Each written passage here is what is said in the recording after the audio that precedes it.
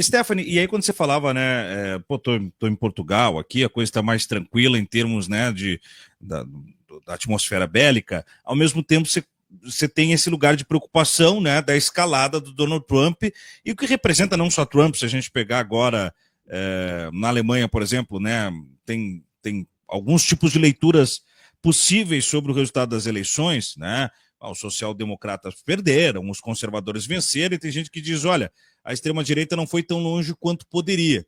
Porém, ela fez uma representação histórica. Né? Menos do que gostaria, mas mais do que deveria. Né? Com isso, nós temos já uma Itália com a Meloni, nós temos a França, que o tempo inteiro flerta ali com o grupo de Le Pen e tal, e né, ficando à beira de um fascismo garantido pelas urnas.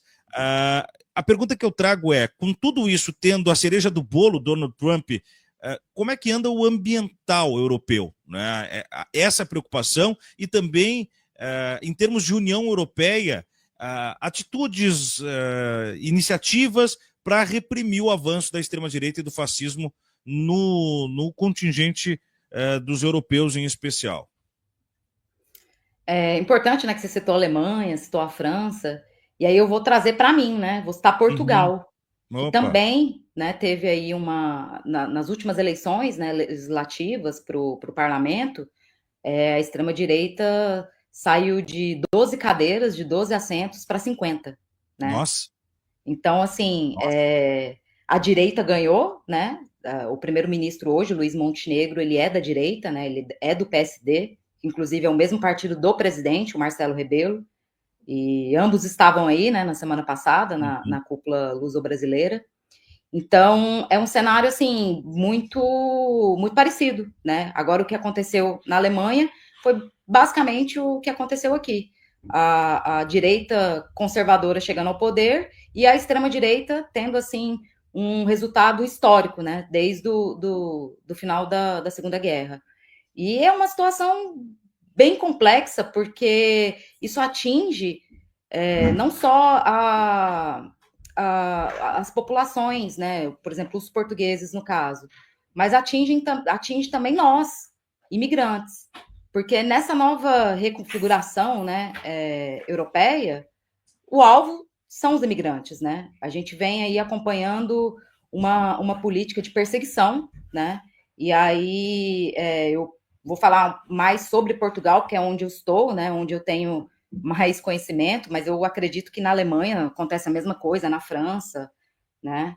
Tanto que hoje saiu uma reportagem aqui em Portugal muito importante, dizendo que a União Europeia pensa em restringir o visto para mais de 60 nacionalidades. Eu não sei se vocês sabem, os brasileiros hoje, para vir para Portugal, tem um visto de turista de 90 dias. Você não Uhum. precisa consultar, né? Você não precisa fazer como nos Estados Unidos, por exemplo, e pedir uma autorização. Mas isso vai mudar. Se eu não me engano, a partir de julho, isso muda. Eles vão passar a exigir um cadastro que vai ser feito aí de forma eletrônica, onde, por exemplo, o Brasil está incluído. Se um brasileiro quiser vir para Portugal, ele vai ter que fazer esse cadastro, né, apresentar seus documentos e aguardar por uma aprovação. Então a gente vai vendo que aquela ideia, né, que a União Europeia sempre pregou de integração, né, de livres fronteiras, né, de livre acesso, ela vai caindo por terra cada vez mais. E sempre com a desculpa de que, não é que nós somos contra vocês, não é que a gente não Uhum. quer a presença de vocês aqui, a gente quer controlar para ter mais segurança. Sendo que no caso de Portugal, por exemplo, não existe nenhuma pesquisa que aponta para o aumento da criminalidade envolvendo a questão da imigração. Pelo contrário, as cidades aqui em Portugal, que têm uma maior presença de imigrantes, são cidades que não têm um histórico de violência, né? Uhum. Então, assim, isso faz parte de uma narrativa para amedrontar as pessoas e para confundir, né, a opinião pública de que não, os imigrantes é que são culpados pela violência, né, pela crise econômica, pela falta de habitação, enfim. E a gente sabe que não é verdade, né?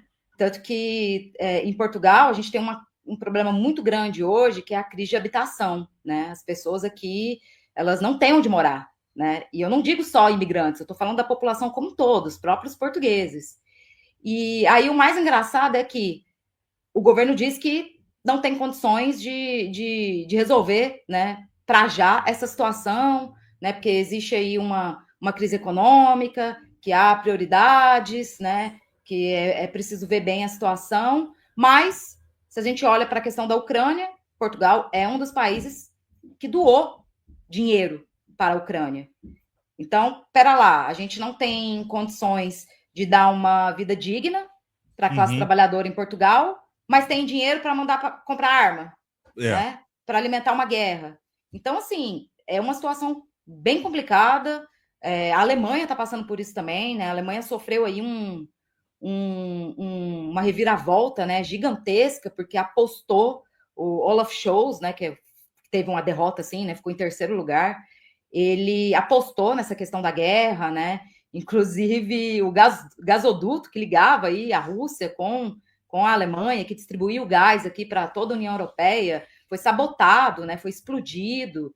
E tem aí fortes indícios de que quem fez isso foi os Estados Unidos, né? Para obrigar a União Europeia a comprar o gás muito mais caro dos Estados Unidos do que era pago para a Rússia, né? Então aí a gente começa a viver assim uma crise dentro de crise, e ao invés da União Europeia, né, respirar e falar, não, calma, vamos resolver essa situação, vamos se voltar aqui para os nossos problemas, os problemas dos trabalhadores, dos povos que vivem aqui.